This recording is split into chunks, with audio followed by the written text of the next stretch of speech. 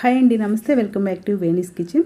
వేణీస్ కిచెన్లో మీ అందరి కోసం బొరుగుండలు సింపుల్గా టేస్టీగా నిమిషాలలో మనం ఎలా ప్రిపేర్ చేసుకోవాలో చూపిస్తానండి. ఈ బొరుగుండలను ఈవినింగ్ టైంలో స్నాక్స్ లాగా తీసుకోవచ్చు. పిల్లలు పెద్దవాళ్ళందరూ కూడా స్నాక్స్కి ప్రిపేర్ చేయొచ్చండి. ఇప్పుడు వీటిని ఎలా తయారు చేయాలో చూపించేస్తాను. వీటి కోసం ఒక ప్యాన్ తీసుకొని దానిలోకి ఒక 150 గ్రామ్స్ వరకు బెల్లం తీసుకున్నానండి. బెల్లాన్ని ప్యాన్లో వేసేసుకొని కొద్దిగా మనకి పాకానికి వాటర్ వేసుకోవాలి. ఎక్కువ కాదు, కొంచెం వాటర్ వేస్తే సరిపోతుంది. ఈ వాటర్ వేసిన తర్వాత ఈ బెల్లం మొత్తం కూడా బాగా కరిగి పాకం వచ్చేంత వరకు వెయిట్ చేయాలండి. మనకి బొరుగుండల తయారీ కోసం పాకం అనేది తీగ పాకం అయితే అవసరం లేదండి. మనకి ఆ బొరుగులు అనేవి ఉండ కట్టడానికి ఎంత పాకం అయితే సరిపోతుందో అంత పాకం పట్టుకుంటే సరిపోతుంది.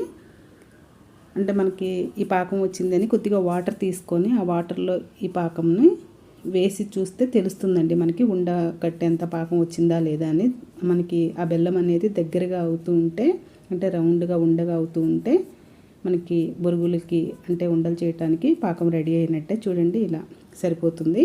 ఇప్పుడు మనం స్టవ్ ఆఫ్ వేసేసుకొని దీనిలోకి బొరుగులు వేసుకోవాలండి. 150 గ్రామ్స్ బెల్లాన్ని కాబట్టి చూసి వేసుకోవచ్చు బొరుగులు అనేవి సుమారుగా.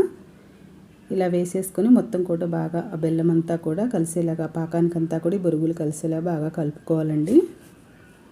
చాలా సింపుల్ అండి, మనం నిమిషాలలో రెడీ చేసేసుకోవచ్చు దీన్ని. పిల్లలకి ఈవినింగ్ టైంలో స్నాక్స్ లాగా దీన్ని ప్రిపేర్ చేయొచ్చు.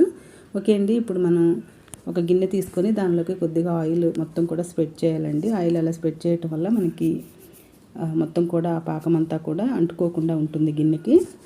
ఇలా మొత్తం కూడా ఆ గిన్నెలో వేసేసుకొని ఇప్పుడు కొద్దిగా చేతిలో ఆయిల్ తీసుకొని ఇప్పుడు మనం బొరుగులు ఉండలు చుట్టేసుకోవడమేనండి. చాలా సింపుల్ అండి, ఈజీగా చేసేసుకోవచ్చు నిమిషాలలో, హడావుడి లేకుండా. ఒకసారి మీరు కూడా ట్రై చేయండి, మీ అందరికీ కూడా నచ్చుతుంది. ఇలా మొత్తం కూడా మనం పాకం కూడా అంత వేడిగా అయితే అనిపించదండి. బొరుగులు వేసిన తర్వాత మనకి చేసేటప్పుడు కూడా అంత చేయి కాలటాలు అంత ఏమి ఉండదు.